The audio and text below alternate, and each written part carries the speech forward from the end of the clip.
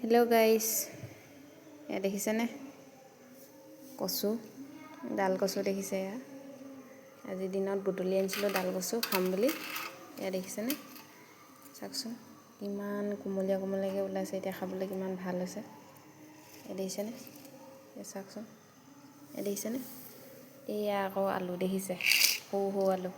এয়া চাওকচোন কিমান ধুনীয়া ধুনীয়া ঘৰুৱা আলু। এয়া চাওকচোন, এয়া ঘৰতে লগা কণ জলকীয়া। এয়া দেখিছেনে কিমান পকি আছে। এইবোৰ দি দিম আৰু লগতে গোটাই থৈছোঁ।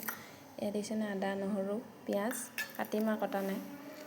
এয়া কণ বিলাহী আৰু বৰ বিলাহী দেখিছে। এয়া ঘৰতে লগা কণ বিলাহী। এয়া দেখিছেনে, এয়া আকৌ বজাৰৰ পৰা কিনি আনিছিলে।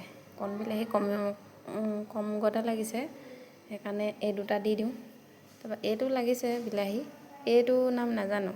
আপোনালোকে এই বিলাহীটোৰ নাম জানিলে কমেণ্ট কৰিব দেই। এইটো নাম নাজানো। এয়া দেখিছেনে, এয়া আমি বনাম এতিয়া।